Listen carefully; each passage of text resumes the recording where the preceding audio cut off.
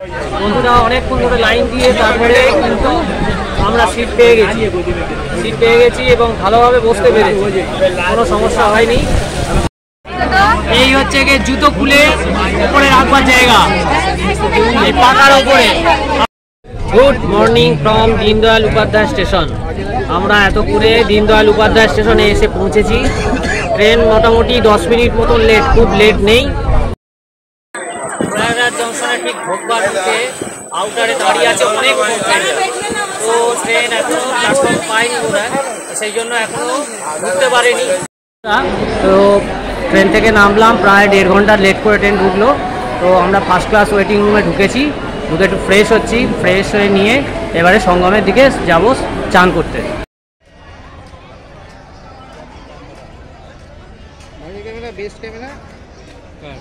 শুভ সন্ধ্যা বন্ধুরা, আজকে চলেছি এমন এক জার্নি যা আমার জীবনে অনেক আশা নিয়ে আমি চলেছি।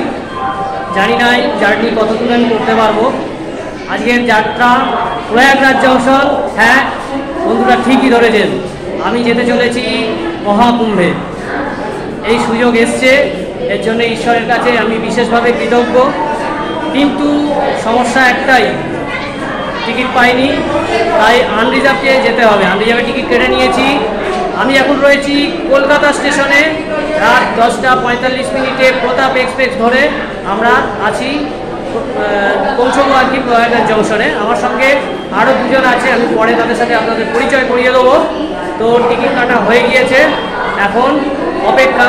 আর ভয়ও আছে যে ট্রেন কীরকম হবে, কারণ আনরিজার্ভে করে এত দূর আমি কোনোদিন যাই। তো দেখা যাক জার্নিটা কেমন হয়। শুধু দেখুন, এখন ট্রেন ছাড়তে প্রায় 2 ঘন্টার ওপর দেরি, তাতে এই ভিড় জেনারেল কম্পার্টমেন্টে। এইদিকে আছে এরকম, আর এইদিকেও দেখুন সমান ভিড়।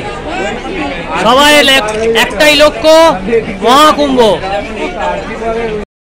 বন্ধুরা অনেকক্ষণ ধরে লাইন দিয়ে তারপরে কিন্তু আমরা সিট পেয়ে গেছি এবং ভালোভাবে বসতে পেরেছি, কোনো সমস্যা হয়নি।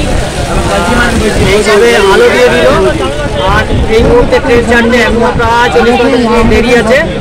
আমরা রাতের খাওয়াটা সেরে ফেলবো, সেরে ফেলে তারপরে ঘুমিয়ে পড়ার চেষ্টা করবো, কারণ কিনা জানি না। আমি একবার ভালো করে এখানকার এখনকার পরিস্থিতিটা একবার দেখিয়ে দিচ্ছি।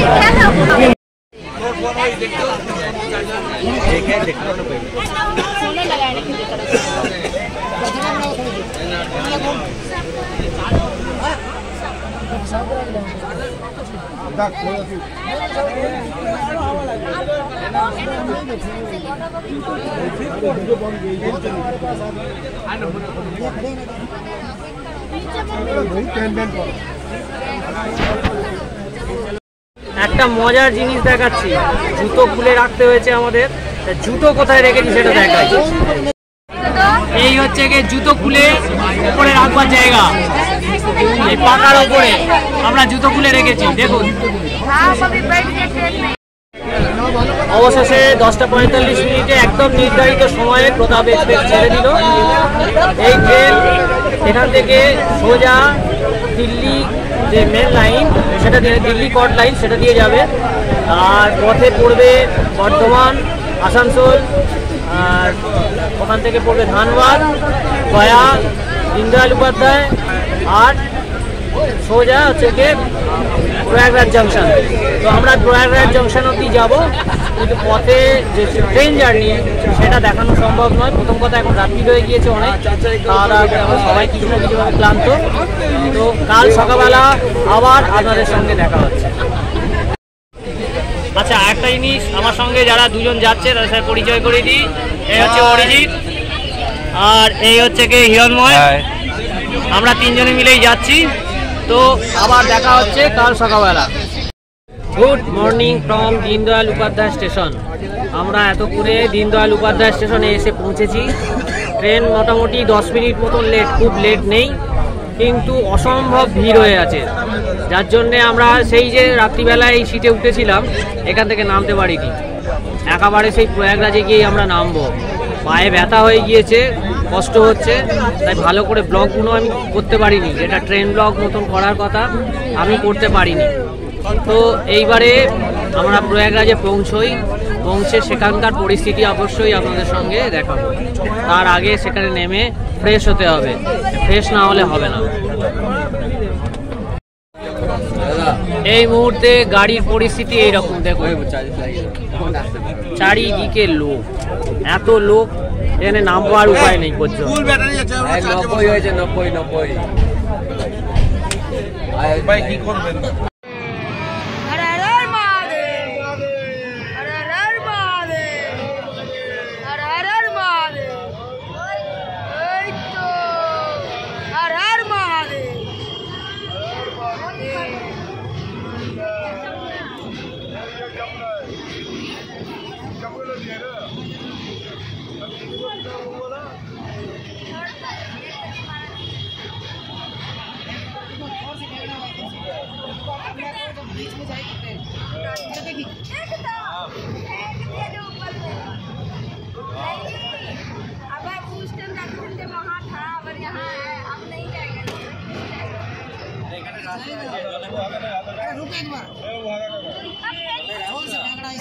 बादशाह तो बोले ना चले चल जाओ पिछले बार और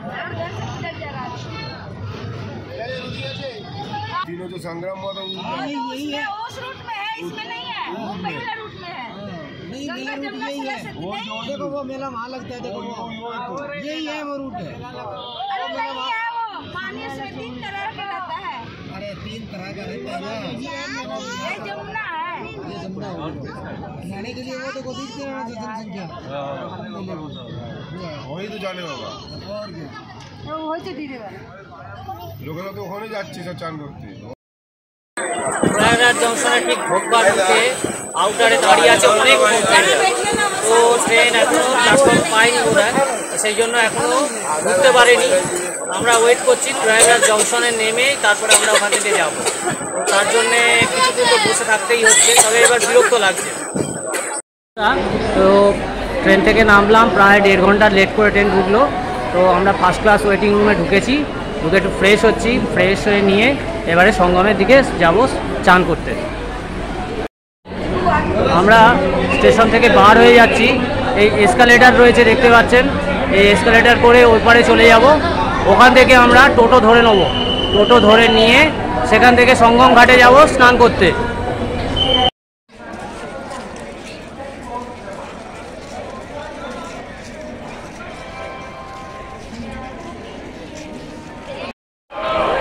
আচ্ছা, এইটা হচ্ছে কি প্রয়াগরাজ জংশনের বাইরের দিকটা। আমরা এখান দিয়েই চলে যাব সোজা সঙ্গম ঘাটের দিকে। দেখুন সমস্ত লোকজন হাঁটছে এইদিকে, ওই দিকেই আমরা একদম যাব। তো আপনারা করবেন কি, এটা প্ল্যাটফর্ম নম্বর সম্ভবত 6, প্ল্যাটফর্ম নম্বর 6-এর ওই দিক থেকে চলে আসবেন। চলে আসলে এদিক থেকে আপনারা খানিকটা এগোনোর পর টোটো পেয়ে যাবেন। তো চলুন আর দেরি করব না, দেরি অলরেডি হয়েই গিয়েছে অনেকটা। তো আমরা এবারে সঙ্গম ঘাটের উদ্দেশ্যে যাত্রা করি।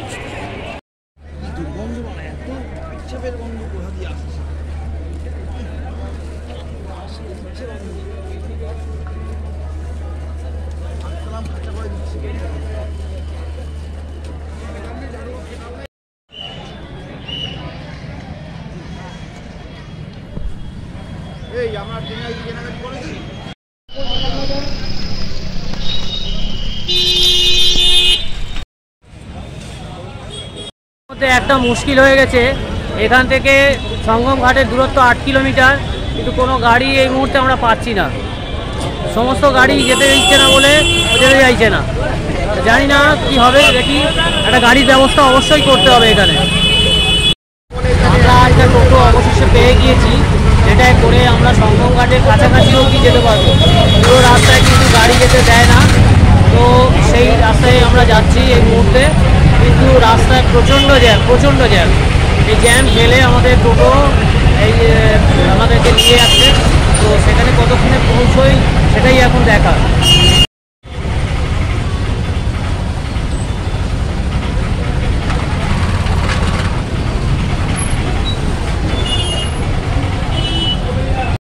আমরা টোটো থেকে নেমে পড়েছি, আর এখান থেকে আরও 3 কিলোমিটার মতন হাঁটতে হতে পারে। তো সেইটাই বলছে, এখানে একটা ওড়াল পুল আছে, তার তলা দিয়ে ডান দিক দিয়ে গেলে আপনারা জায়গা ত্রিবেণী সঙ্গমে যেতে পারবে। এটাকে বাগার চৌরাহা বলছে। এই বাগার চৌরাহা থেকে প্রায় 3 কিলোমিটার রাস্তা বলে মনে করা হচ্ছে, এটা স্থানীয় লোক যেটা বলছে আর কি। তো ওইটুকু পথ কিন্তু আবার হাঁটতে হবে, কারণ ওইখানে কোনো টোটো বা ওই জাতীয় গাড়ি যেতে দিচ্ছে না। তো হাঁটতে হাঁটতে যাই, চলুন, আর দেরি করে তো লাভ নেই, অনেক দেরি অলরেডি হয়েই গিয়েছে। আমরা অন্নপূর্ণা ভোজনালয় বলে একটা খাবার দোকানে এসে নিরামিষ থালি অর্ডার করেছি। 150 টাকা নিল। এই পুরি আছে, ডাল আছে, সবজি আছে, আর ভাত দিয়ে যাবে বললো। এই খেয়ে দিয়ে আমরা স্নানে যাব। আর এই সেই মার্গ যেখান থেকে সঙ্গম 2 কিলোমিটার। এখানে যে কেল্লা আছে সেই কেল্লাটা 1 কিলোমিটার। বড় হনুমান মন্দির 1.5 কিলোমিটার দেখাচ্ছে। তো এই পথ ধরেই আমরা ত্রিবেণী সঙ্গমের উদ্দেশ্যে যাত্রা শুরু করেছি এবং আমরা কিছুক্ষণের মধ্যেই আশা করছি পৌঁছে যাব।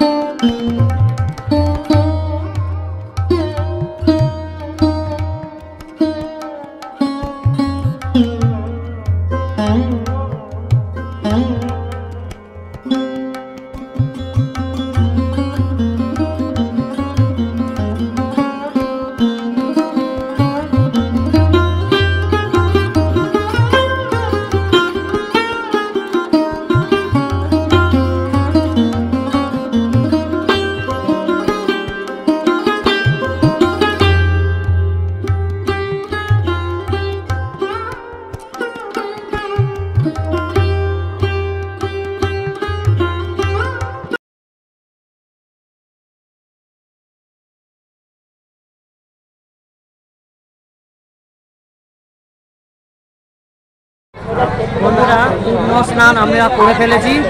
তো সেখানে গিয়ে একটা ঘটনা ঘটে যায়, কেননা এত ভিড় হয়েছিল, আমরা আলাদা হয়ে যাই 3 বন্ধু।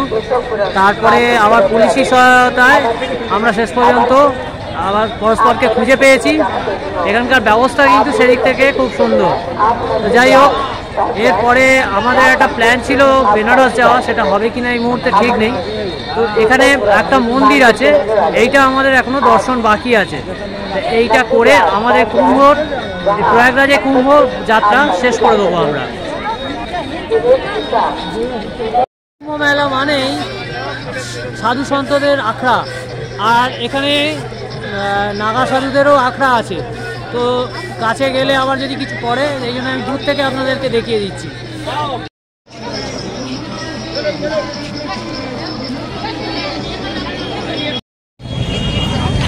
এখন রাত্রি 9টা বেজে গিয়েছে, আর এই সময়কার ভিড়টা দেখুন মেলায়। জনসমাগম তো বটেই, আজকে যেটা অ্যানাউন্স করছে 1 কোটির বেশি মানুষ স্নান করেছেন। তো তারা সব স্নান করে ফিরে যাচ্ছেন, তারই একটা ঝলক আপনাদের কাছে আমি দিয়ে দিলাম।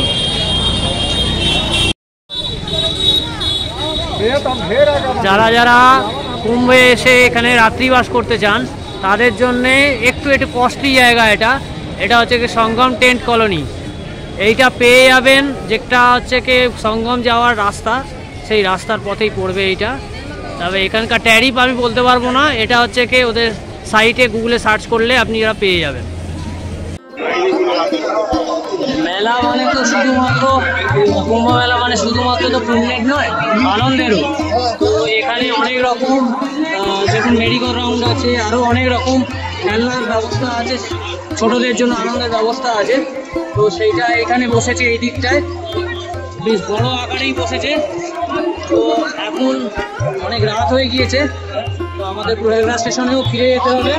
তাই আমরা ভিতরে ঢুকলাম না, বাইরে থেকে যতটুকু দেখানো সম্ভব আমি দেখিয়ে দিলাম।